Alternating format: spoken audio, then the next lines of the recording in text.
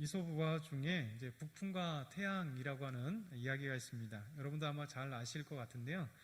어느 날 이제 북풍하고 태양이 내기를 했습니다. 거리에 지나가는 사람의 웃옷을 벗기는 사람이 승리한다라고 하는 그런 이제 힘겨루기 승부였습니다. 그래서 먼저 이제 지나가는 사람을 보고 난 뒤에 북풍이 자기가 먼저 한번 이 사람의 겉옷을 한번 벗겨보겠다라고 생각했습니다. 그래서 지나가는 한 사나이에 그에게 이제 힘껏 후 하고 이제 바람을 불었죠. 근데 이 사람이 이 북풍의 차가운 바람을 맞으면서 이제 옷을 벗는 게 아니라 추우니까 이제 옷을 이렇게 자꾸만 이렇게 하는 거예요. 그래서 이제 북풍이 다시 한번 바람을 한번 더 불었습니다. 옷을 벗지 않고 이제 다시 또 이렇게 꼭 껴안는 거죠. 그래서 이제는 이제 태양이 나설 차례였습니다. 그래서 태양이 이제 나서서 강렬한 태양빛을 따가운 태양빛을 쨍쨍 쬐기 시작을 했죠. 이 사람은 이제 더위에 의해서 이제 옷을 하나씩 그 겉옷을 벗고 더워서 이렇게 땀을 닦기 시작했습니다. 그래서 결국 이제 북풍과 태양의 시합은 태양의 승리로 끝났다라고 하는 이야기입니다. 여러분 다 아시죠? 생각을 하면서 이런 생각을 해봤어요. 우리 시대에 또 이 시대에 가장 필요한 게 뭐냐? 태양과 같이 따뜻함이 아닐까라는 생각해봤습니다. 우리가 이제 이야기를 들어도 좀 따뜻한 이야기를 들을 때 마음이 따뜻해지죠. 그리고 어떤 따스한 말을 들으면서도 그 말 때문에 우리가 기분이 좋아지고 행복해집니다. 근데 이제 반대로 얘기하면 막 독소가 있는 말 있잖아요. 미워하는 말, 싫어하는 말, 독소의 말, 남을 헐뜯는 마음, 이런 말들을 막 들으면 사실 마음이 따뜻해지기보다는, 마음이 열리기보다는 막 움츠러들어요. 그리고 기분이 나빠지고 사람이 이렇게 싫어하는 그런 마음들이 생기는 것 같아요.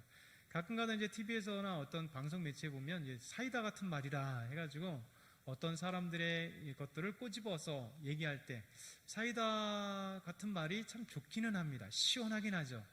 근데 사실 사이다 같은 말도 사실 사랑이 싹트거나 그 사람을 받아주기보다는 그냥 시원한 맛, 그것으로 끝나요. 진짜 중요한 것은 우리 마음을 따스하게 하는 말, 그 따스한 사랑을 받는 것이 우리 마음을 녹이고 우리가 정말 따뜻한 사람이 될 수 있는 좋은 그런 말과 또 이야기들 같습니다. 사도 바울 서신서를 보게 되면 이런 그 태양빛과 같은 그런 말씀이 참 많아요.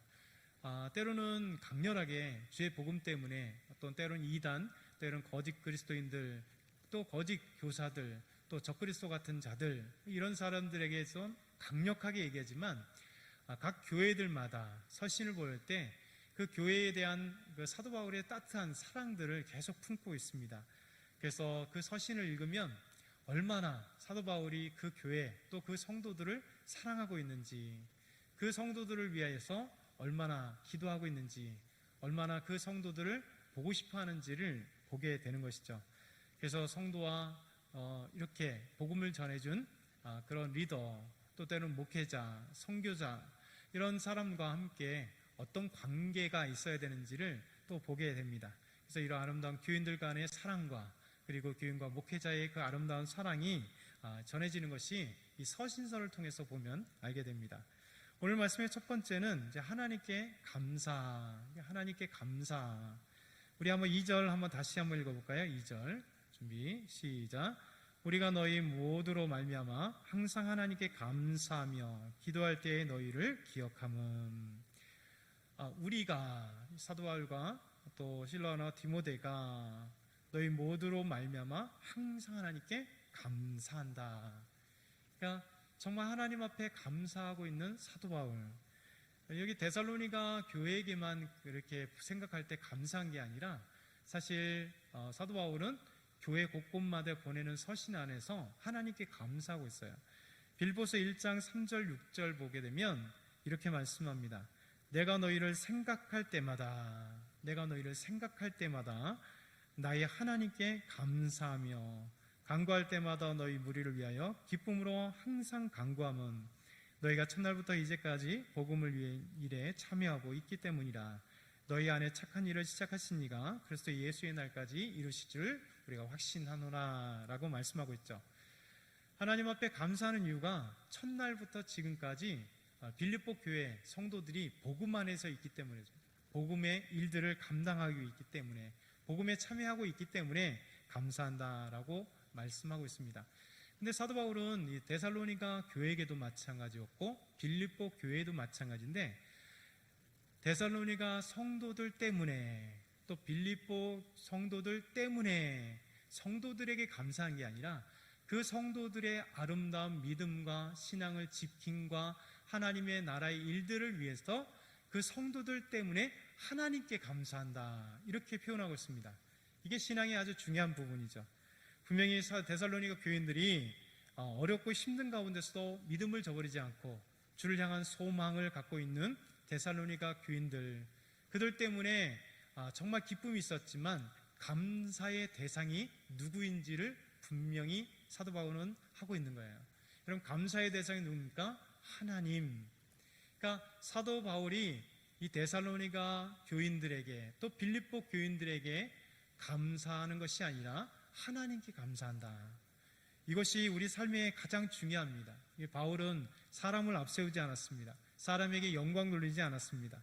분명히 하나님께서 행하신 일 때문에 이 데살로니가 교인들의 아름다운 믿음과 빌립보 교인들의 아름다운 믿음과 주님을 위한 아름다운 행하심 때문에 하나님께 그래서 하나님께 감사한다라고 말하고 있는 거죠. 그래서 우리 신앙생활에 참 주의할 건 뭐냐면 사람에게 영광 돌리지 않게 하는 것이 참 중요합니다. 그래서 우리의 모든 것을 행하시는 분은 하나님이시고 하나님께서 우리를 통하여 일하신다는 것, 곧 주체가 누구인가를 생각해 볼 때 사람 중심이 되지 않고 사람에게 억눌리지 않고 사람의 종이 되지 않는다는 거예요. 그래서 하나님께 감사하고 하나님께 영광 돌리는 것 참 중요합니다. 그럼에도 불구하고 사도 바울은 감사는 하나님께 드리나 데살로니가 교인들에게 또 빌립보 교인들에게 또 다른 에베소 교인들에게 이 교인들의 믿음에 대해서는 칭찬을 했던 거죠. 이게 중요한 것 같습니다. 감사는 하나님께 돌리고, 그러나 우리가 데살로니가 교회 교인들을 생각할 때마다 사도 바울은 그들의 믿음을 칭찬하는 것, 그리고 그들을 격려하는 것, 이것이 바로 우리 성도들이 해야 될 것, 서로 해야 될 거예요. 당신에 감사합니다, 당신의 일하심에 감사합니다, 그게 아니라 정말 그 아름다운 노고, 애씀, 힘씀에 대해서 격려해주고 또 칭찬해주지만 감사는 하나님께 올려드리는 거죠. 그래서 우리가 서로 할 때 이런 구분이 참 필요할 것 같습니다. 사도 바울은 이 데살로니가 교회 하나님께 감사, 빌립보 교인들에게도 하나님께 감사. 그럼에도 불구하고 너희가 첫날부터 지금까지 복음의 일에 함께 한 그것에 대해서는 칭찬, 격려, 이것이 사도 바울이 첫 번째 한 것입니다. 두 번째는요, 데살로니가 교인들을 위한 기도했다는 거예요. 우리 1장 2절 다시 한번 읽어볼까요? 준비 시작. 우리가 너희 모두로 말미암아 항상 하나님께 감사하며 기도할 때 너희를 기억함은. 사도 바울은 지금 데살로니가 교인들에게 편지를 하는데 자기만의 편지가 아니라 우리 1절에 보았듯이 우리 곧 사도 바울과 실루아노와 디모데가 데살로니가인의 교회에게 편지한다, 이렇게 얘기했잖아요. 그래서 사도 바울은 계속해서 동역자들을 함께 하고 있습니다. 그래서 우리가 이렇게 얘기합니다. 우리라고 하는 것은 곧 얘기했던 것처럼 바울과 실루아노와 디모데. 그래서 우리가 교회를 함께 복음을 전해서 데살로니가를 세운 교회, 이 사람은 바로 우리라고 하는 이 공동체가 참 중요한 것 같아요. 그래서 믿음으로 헌신하고 아름답게 복음을 전하는 한 사람 한 사람, 그 세 사람이 함께 이 데살로니가 교인들에게 편지하고 데살로니가 교회 교인들에게 또 칭찬하고 데살로니가 교인들을 함께 기도하고 있는 모습을 우리에게 보여주고 있습니다. 그러면서 너희 모두로 말미암아, 또 데살로니가 교인들을 생각할 때 특정한 한 사람이 아니라 데살로니가 교인 모두를 생각할 때 하나님께 감사한다는 겁니다. 그리고 그들을 위해서 기도한다는 겁니다. 이것이 참 필요한 것 같아요. 우리 동산교회를 생각한다면 우리 동산교회 모든 성도들이 함께 생각나면서 우리 장로님들부터 시작하여 모든 성도님들까지 얼굴이 선하고 그 이름들이 기억되면서 기도해 주는 건 얼마나 중요하겠어요. 그래서 우리가 교회는 항상 이 공동체성이 참 중요한 것 같아요. 그래서 사도 바울은 그래서 혼자 자기만의 영광을 위해서 살아간 것이 아니라 우리가 바로 나 바울과 실로아노, 디모데 너희를 위해서 기도하고 있다. 그리고 너희 모두를 생각한다 라고 하고 그렇게 말씀하고 있는 겁니다. 그러면서 항상 기도할 때, 그러니까 항상 감사하고 기도한다 하니까 항상이란 말은 하나님께 감사도 항상 하지만 뒤에도 또 꾸며줘서 바로 항상 기도한다. 우리가 교인들을 생각할 때마다 사실 항상 기도하기 쉽지 않습니다. 왜냐하면 기도 제목을 주어도 저도 새벽에 이렇게 기도하다 보면 또 잃어버릴 때가 있거든요. 그래서 우리 교인들을 정말 힘들고 어려운 암으로 투병하는 귀한 성도님들 위해서도, 또 학생을 위해서도 기도하기, 또 어떤 사고가 있은 분들 위해서도 기도하고, 기도 요청이 오면 기도하지만 깜빡하고 기도 못할 때가 참 많아요. 그런데 사도 바울은, 그리고 우리는 실로아나 디모데는 항상 하나님께 기도한다. 이것이 우리에게 도전되는 말씀입니다. 우리가 성도를 생각할 때 어떤 때 기도하고, 나에게 잘해줄 때 기도하고, 기도 제목이 올라오면 기도하고, 그 다음 까맣게 모르는 그런 것이 아니라 언제든지 성도를 생각하면 이제 선한 얼굴들이 생각날 때, 다른 말로 뭐겠습니까? 관계성이 좋다는 거예요. 그렇잖아요. 미워하는 사람 생각나겠어요? 생각나죠. 그런데 기도는 안 할 거잖아요. 근데 우리가 성도들을 생각할 때마다 우리 동산교회 성도를 딱 생각하면 쫙 눈에 이렇게 생각나잖아요. 그러니까 새벽 예배를 보게 되면 항상 새벽에 앉아있는 분들이 이제 소수 정예잖아요. 그분들이 이제 얼굴이 착 보이고, 오늘 수요예배도 이렇게 소수 정예가 딱 모였을 때 여러분의 앉은 자리가 항상 비슷해요. 그래서 그 자리에 이렇게 앉고 계신단 말이에요. 그러면 눈을 딱 감으면 이렇게 수요 생각하면 그 자리에 그 얼굴이 생각나죠. 그래서 우리가 관계성이 좋다는 것은, 또 성도를 사랑한다는 것은 이렇게 생각나게 되어 있습니다. 그래서 사도 바울은 끊임없이 우리가 빌립보서에도 보았듯이 빌립보 교인들을 생각할 때마다 기도하고, 또 데살로니가 교회 성도들을 생각할 때마다 그들 모두를 생각하면서 지금 함께 기도한다, 그리고 항상 기도한다 라고 말씀하고 있는 것입니다. 그래서 우리에게 전해주는 이 두 번째는 우리가 기도해야 된다는 거죠. 항상 기도하는 것. 이것이 성도의 아름다운 사랑이고, 성도의 아름다운 교제고, 성도가 마땅히 해야 될 것이다 라고 우리에게 도전해 주고 있는 겁니다. 세 번째는요, 데살로니가 교회를 기도할 때 기억하는 세 가지가 있는데 오늘 한 가지만 보고 마치려고 합니다. 우리 3절 말씀 한번 같이 볼까요? 3절 준비 시작.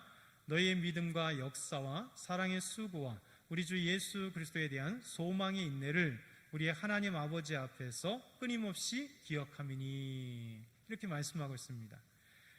바울은 데살로니가 교회에서 간단하게 딱 요약하면 믿음, 소망, 사랑에 대해서 얘기하고 있습니다. 사실 믿음, 소망, 사랑은 데살로니가 교회에게만 전하지 않았죠. 다른 교회에 보게 되면 고린도 교회의 믿음, 소망, 사랑에 대해서 전했습니다. 근데 문제는 이 고린도 교회가 믿음, 소망, 사랑이 없었다는 거예요. 특별히 사랑이 없었습니다. 사실 고린도 교회는 엄청난 분쟁이 있었죠. 이들이 믿음이 없어서는 아니지만 믿음이 있어도 분쟁이 있었고, 그들에게 엄청난 은사가 있었음에도 불구하고 분쟁이 있었고, 또 그들이 분파가 일어났던 것이죠. 그래서 사도 바울은 고린도전서 12장 고린도 교회에게 편지할 때 12장에서는 은사에 대해서 얘기합니다. 모든 은사는 한 분, 곧 성령님으로 말미암아 은사가 우리에게 주어진다. 곧 삼위일체 하나님의 그 놀라운 그분이 우리에게 은사를 준다라고 말씀하고 계세요. 그런데 엄청난 은사가 나타났고, 엄청난 은혜가 나타났고, 엄청난 기적과 같은 역사가 나타났던 고린도 교회. 그럼에도 불구하고 고린도 교회의 가장 단점은 사랑이 없었다는 거예요. 그러니까 은사가 있어도 사랑이 없었고, 모여 같이 끼리끼리 있었는데도 사랑이 없는, 그러니까 어떻게 됩니까? 은사가 나타나면 은사를 자랑하는 거예요. 내 은사가 더 크다, 네 은사가 더 낫다. 이게 서로 은사의 자랑질이라고 그러죠. 그래서 은사가 하나님께서 주어졌음에도 불구하고 그 모든 것은 하나님이 주시고 성령님이 주셨음에도 불구하고 은사를 감사하고 하나님의 나라를 위해서 또 교회의 덕을 위해서 사용한 것이 아니라, 믿음을 위해서 사용한 것이 아니라 은사를 사용하되 자랑하고자 사용하는 거예요. 나는 하나님의 말씀을 가르치는 능력이 있어. 그런 은사가 있어. 에이, 무슨 소리야. 나는 지식의 은사가 있어. 나는 지혜의 은사가 있어. 아니야, 나는 병 고치는 은사가 있어. 자랑하지 마. 서로 이렇게 싸우고 있는 거예요. 정말 하나님께서 주신 이 놀라운 은사로 말미암아 감사하고 교회가 하나 되는 것이 아니라 서로 자랑질을 하고 있는 거죠. 이게 바로 사랑이 없는 고린도 교회의 단점이었습니다. 그래서 사도 바울은 고린도전서 13장으로 넘어가서 사랑장으로 얘기하죠. 사랑이 없는 은사는 의미 없는 은사다. 사랑이 없는 믿음은 거짓 믿음이다. 사랑이 없는 모임은 가짜, 서로 싸우기 위한 분파뿐이 될 수 없다라고 이야기하는 겁니다. 그래서 사랑이 너에게 얼마나 소중한지 모른다. 너희가 하나님이 주시는 놀라운 사랑을 배워라. 그래서 고린도전서 13장 13절, 이 사랑장의 마지막을 어떻게 하나요? 그런즉 믿음, 소망, 사랑, 이 세 가지는 항상 있을 것인데 그 중에 제일은 사랑이라, 이렇게 얘기하잖아요. 믿음, 소망, 사랑은 항상 있는 것입니다. 근데 그 중에 제일은 사랑이다. 그러니까 사랑이 있으면 정말 주님을 향한 그 사랑이 있으니까 믿음이 있는 거죠. 성도를 사랑하니까 서로 믿음의 발자취들이, 역사들이 나타날 수 있겠죠. 여러분, 우리가 믿음, 소망, 사랑이라고 하는 것은 뗄래야 뗄 수 없는 하나님이 우리에게 주신 놀라운 생명이고 하나님이 우리에게 주신 놀라운 은혜입니다. 그래서 신학자 보르크함은 이런 얘기를 했습니다. 믿음, 소망, 사랑, 이 세 가지는 그리스도 안에서 하나님이 주신 생명의 본질이다. 우리 그리스도 안에서 생명의 본질, 구원받은 사람들, 이 생명, 영원한 생명을 가진 사람들, 그의 본질이 바로 믿음, 소망, 사랑이다. 이렇게 보르크함은 얘기했습니다. 고린도전서는 고린도 교회가 믿음, 소망, 사랑이 없었다면 데살로니가 교회는 오히려요, 믿음, 소망, 사랑이 넘쳐났던 교회입니다. 그래서 데살로니가 교회를 생각할 때마다 감사하는 이유는, 하나님께 감사하는 이유는 바로 이 믿음의 역사가 있었다. 첫 번째, 믿음의 역사.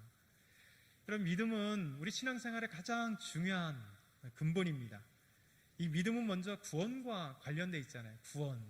그래서 우리들에게 하나님은 믿음을 주실 때, 구원을 주실 때 믿음이라고 하는 것이 전제된다 얘기합니다. 믿음이라고 하는 것은요, 이게 하나님을 보는 눈이에요. 우리가 사실 시력이 좋지 않으면 그냥 눈으로 볼 때 이게 잘 노안이 있으면 잘 이렇게 안 보여요. 그렇죠? 그리고 멀리 안 보이는, 눈이 안 좋아서 안 보이는 분들이 희끗희끗하고 희미한데, 근데 그때 뭐를 쓰죠? 안경을 쓰잖아요. 돋보기를 쓰든지 그냥 안경을 맞춰서 도수에 맞게 딱 안경을 쓰면 희미했던 것이 잘 보입니다. 그러니까 믿음이라고 하는 것은요, 우리 신앙의 안경입니다. 하나님을 볼 수 있는 안경이에요. 사실 하나님께서 이 우주 만물을 창조하실 때 로마서에 말씀하신 것처럼 이 우주 만물을 창조하시면서 이 창조, 이 대자연 속에 하나님을 알만한 것을 보여주셨다, 숨겨주셨다 그래요. 그래서 사실 믿음이 없는 자에게도, 하나님을 몰랐던 자에게도 이 대자연의 웅장을 보면서 와, 이 우주 만물, 이 대자연을 창조한 조물주는 있는갑다, 대단하다, 이렇게는 생각할 수 있어요. 그래서 이것이 바로 일반 은총이라고 하는 겁니다. 자연 속에서도, 우주 만물 속에서 하나님을 느낄 수 있는, 좀 하나님에 대해서 생각해 볼 수 있는 그런 하나님에 대한 마음들을 보여주신다. 근데 문제는 죄인들은요, 이렇게 하나님께서 알만한 것을 보여주셨음에도 불구하고 죄인들은 자연을 보면서 완전하게 하나님을 알 수 없어요.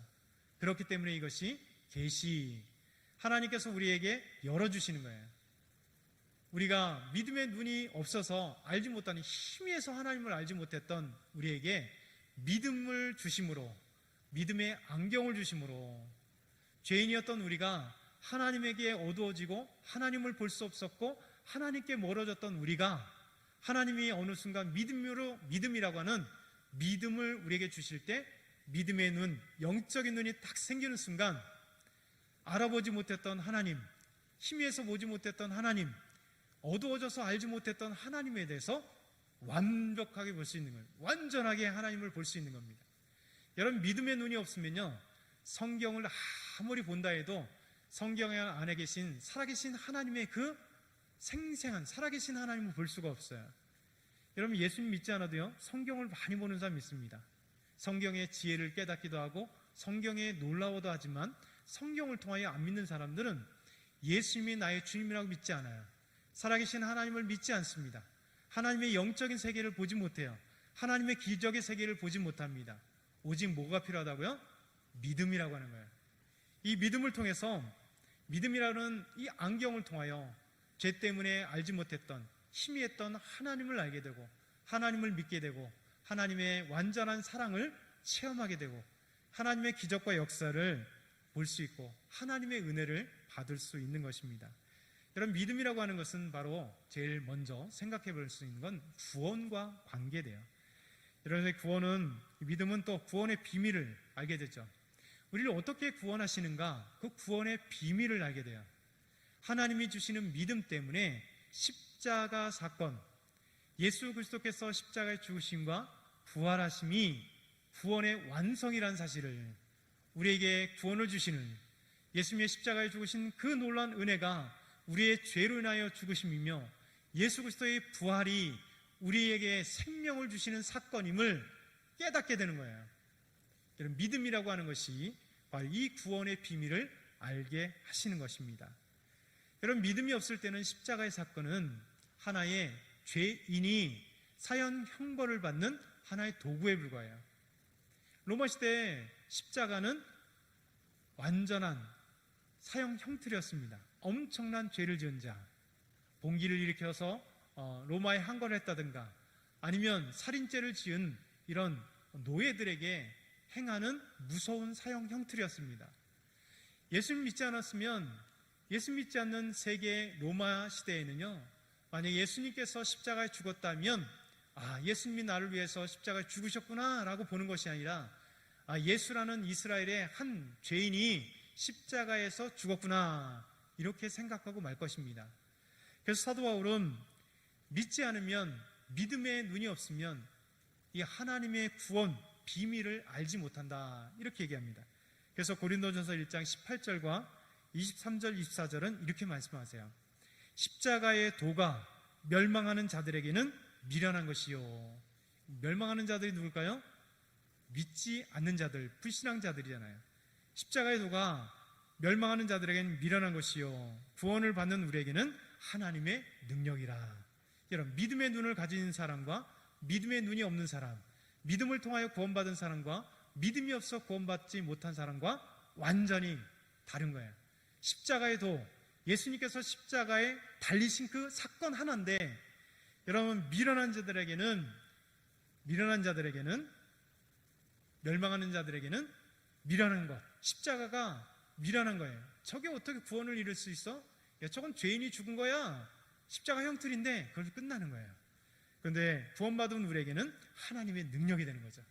예수님의 십자가가 우리의 십자가, 우리의 죄를 죽이는 십자가가 되고 예수님의 부활이 우리의 부활이 되는 거예요. 그래서 십자가의 능력이 우리 삶 가운데 믿음의 역사가 나타나게 되고, 이 십자가를 통하여 구원받게 되고, 구원받은 사람들은 하나님의 놀라운 세계를 바라보게 되고 하나님의 구원하심을 보게 되고 하나님의 일하심을 보게 되고 하나님의 역사들을 우리 삶 가운데 마음껏 체험할 수 있는, 이게 바로 십자가의 도가 우리 구원받은 사람들에게는 하나님의 능력이 되는 겁니다. 여러분, 얼마나 다른가요? 믿음 있는 사람과 없는 사람과의 차이점이죠. 23절 24절 계속 이렇게 얘기합니다. 우리는 십자가에 못 박힌 그리스도를 전하니 유대인에게는 거리끼는 것이요 이방인들에게는 미련한 것이로되 오직 부르심을 받은 자들에게는 유대인이나 헬라인이나 그리스도는 하나님의 능력이요 하나님의 지혜. 이것이 바로 구원받은 사람의 특징이라는 거예요. 여러분, 우리에게 이 구원을 주신 하나님의 놀라운 은혜 아닙니까? 바로 이 믿음이라는 것이 우리에게 하나님이 주실 때 일어나는 놀라운 은혜예요.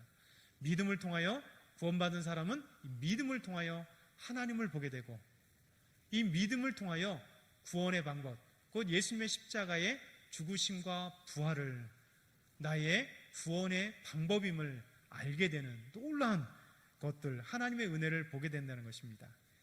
여러분, 믿음은 기적이에요. 왜요? 하나님이 주시기 때문에. 그런데 이 기적은 하나님이 은혜로 주시는 겁니다. 여러분, 이 믿음은 구원받은 사람들은 전적인 하나님의 택하심이에요. 그래서 하나님이 택하시지 않으면 이 구원받는 믿음은 받을 수가 없습니다. 하나님의 주권적 행위라고 얘기하죠. 하나님이 우리에게 완전한 주권으로 하나님이 택하시고 하나님이 구원받을 자를 택하실 뿐만 아니라 우리에게 그 택하셔서 구원 주시는 거예요.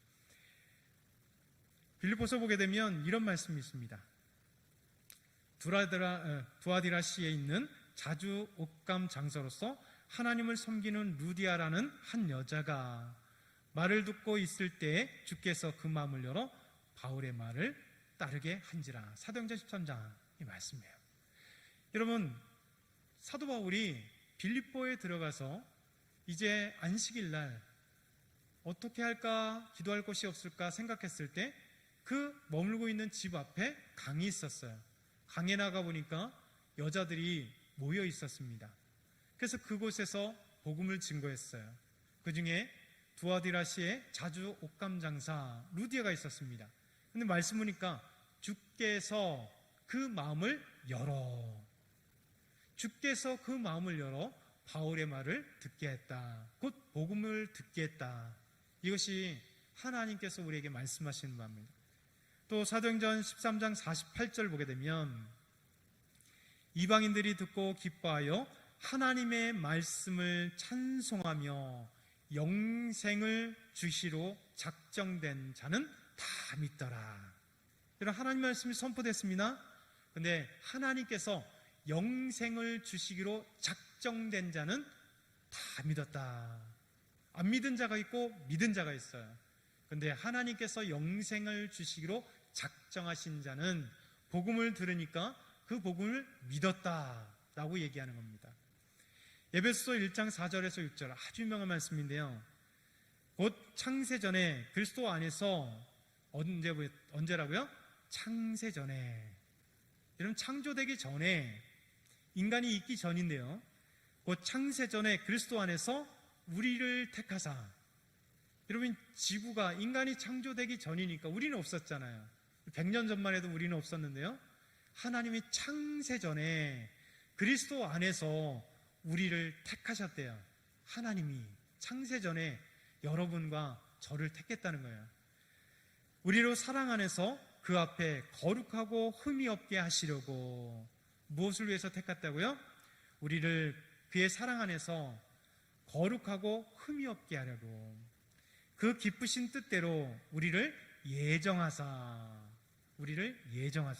하나님 우리를 택하시고 우리를 미리 우리를 아셔서 우리를 구원받은 자로 하나님이 택하시고 예정하셨대요. 이게 바로 예정 교리예요. 얼마나 위대한 하나님의 사랑이에요. 우리가 뭔데요?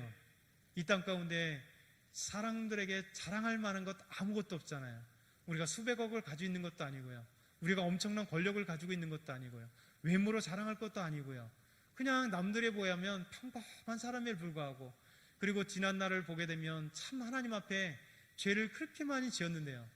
연약하고 부족한데요. 그리고 지금 나를 봐도 참 작은 병 하나에 움찔을 하고 별별 없는 우리인데도 불구하고요. 하나님은 창세전에 여러분과 저를, 우리를 이미 택하시고 예정하셨다. 거룩하고 흠이 없게 하시려고 우리를 예정하고 택하셨다 말씀하세요. 그러면서 예수 그리스도로 말미암아 자기의 아들들이 되게 하셨으니 이는 그가 사랑하는 자 안에서 우리에게 거저 주시는 바 그의 은혜의 영광을 찬송하게 하라 하는 거다. 여러분, 우리가 하나님께서 우리를 택하시고 예정하시고 구원하신 이유는요, 하나님이 거저 주시는 은혜. 정말 우리는 아무 값도 치르지 않았는데 오직 하나님께서 엄청난 값을 치렀죠. 예수님의 값, 예수님의 십자가의 죽음심의 값을 하나님만이 치르시고 우리에게는 거저 주심으로 우리는 그 은혜에 어떻게 해요? 이제 그 은혜에 찬양하는 것. 하나님 저에게 값없이 예수 그리스도를 하나님의 아들을 십자가에 못 박아서 저 같은 죄인을 살리셨군요. 하나님 감사합니다. 찬양합니다. 우리는 그것을 하기 위해서 하나님께서 우리를 예정하고 지으셨대요. 예정하셨습니다. 또 택하셨다는 겁니다. 그래서 그 찬송은요, 하나님께 매일같이 드려도 괜찮아요. 하나님 감사합니다. 하나님 찬양합니다. 하나님 영광 돌립니다. 그렇게 우리 속에는 구원하신 그 하나님의 은혜와 하나님의 사랑을 마음껏 할 수 있는 거죠. 여러분, 갈라디아서 1장 14절 16절 보게 되면 사도 바울이 자신에 대해서도 얘기해요. 내가 여러 동족 중 여러 영갑자보다 유대교를 지나치게 믿어 내 조상의 전통에 대하여 더욱 열심히 있었으나, 교회를 핍박했다는 얘기죠. 그러나 내 어머니의 태로부터, 여러분, 사도 바울이 자의적으로 내가 예수 믿겠다 한 것이 아니라 내 어머니의 태로부터 나를 택정하시고, 하나님이 바울이 어머니 뱃속에 있을 때 아무것도 모르는 태아일 때 이미 하나님이 바울을 택하셨대요. 그러면서 그의 은혜로 나를 부르시니가 그의 아들을 이방에 전하기 위하여 그를 내 속에 나타내시기를 기뻐하셨을 때에 내가 곧 혈육과 의논하지 아니하고. 여러분, 사도 바울을 하나님이 택하셨대요. 무엇을 위해요? 이방인에게 주의 복음을, 예수님을 전하게 하기 위해서 이미 사도 바울을 뱃속에서 택하셨대요. 그런데 사도 바울은 교회를 잔멸하는 자가 되었잖아요. 율법이 더 열심이었으나.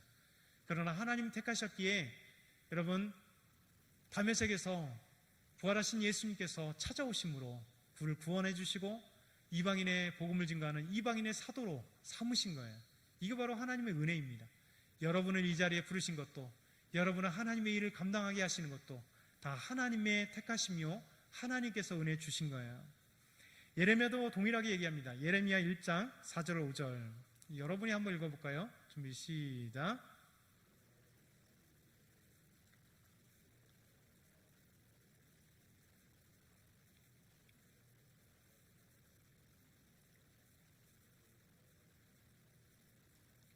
아멘. 여호와의 말씀이 예레미야에게 임하였습니다.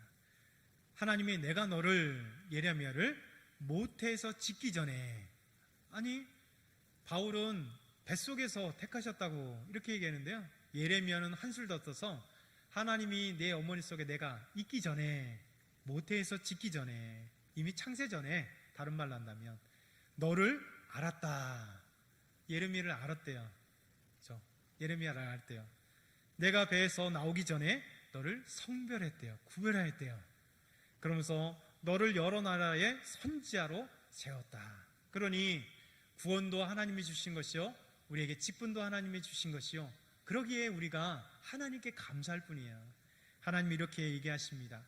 그러면 이제 이렇게 생각하면 우리가 오해하기 쉬워요. 하나님은 전적인 주권으로 하나님께서 다 구원하시고 내가 할 일은 없네 라고 생각할지 모릅니다. 그러나 그렇지 않아요. 하나님의 구원의 비밀은요, 하나님께서 100% 하나님이 예정하시고 택하시고 또 지정하시고 구원하세요. 그런데 하나님의 수학의 논리는 하나님의 100%인데 우리의 100%도 필요해요. 그런데 100%예요. 이게 하나님의 구원의 수학 법칙입니다. 하나님의 100%, 나의 100%, 그러나 100% 이렇게 돼요. 이게 무엇인가? 자, 요한계시록 3장 20절 아주 유명한 말씀입니다. 한번 같이 읽어보겠습니다. 준비 시작. 볼지어다 내가 문 밖에 서서 두드리노니 누구든지 내 음성을 듣고 문을 열면 내가 그에게로 들어가 그와 더불어 먹고 그는 나와 더불어 먹으리라. 볼지어다, 내가, 예수님께서 말씀하시는 거예요. 내가 문 밖에 서서 두드리는 거예요. 여러분, 문 안으로 들어가면, 그 집 안으로 들어가려면 어떻게 해야 돼요? 놓고 하는 거죠. 이 문은 누구의 문이냐면 우리예요. 예수님께서 우리에게 들어오고 싶어서, 다른 말로 하면 우리를 구원하시고 싶어서 두드리는 거예요. 여러분, 이 아까는 뭐라고 얘기했습니까? 하나님이 창세전에 예정하시고 택하시고 우리를 구별하여 드렸다. 하나님이 믿음을 주셨다. 그렇기 때문에 우리가 구원받았다. 그럼 나는 할 일이 없네? 아니라는 거예요. 구원이란 하나님의 완벽한 100%, 그러나 내가 하나님의 그 두드림, 하나님의 택하심, 하나님이 나에게 믿음을 주실 때 내가 나의 마음을 오픈하고 주여 들어오십시오. 예수님 밖에서 똑똑똑똑 들을 때 누구세요? 나 예수란다. 네, 예수님 들어오세요 하고 나의 마음의 문을 활짝 열어서 주님을 초대하는 것. 그래서 내가 그로 더불어 먹고 그는 나로 더불어 먹으리라. 구원받아서 함께 신앙생활하며 함께 아름다운 교제를 나누는 것. 여러분, 이것이 요한복음 1장에도 나와요. 요한복음 1장 1절에서 11절 같이 한번 천천히 읽어보겠습니다. 요한복음 1장 11절에서 13절 시작. 자기 땅에 오매 자기 백성이 영접하지 아니하였으나 영접하는 자 곧 그 이름을 믿는 자들에게는 하나님의 자녀가 되는 권세를 주셨으니 이는 혈통으로나 육정으로나 사람의 뜻으로 나지 아니하고 오직 하나님께로부터 난 자들이니라. 여러분, 예수님께서 자기 땅에 오셨으나 영접하지 않은 자가 있어요.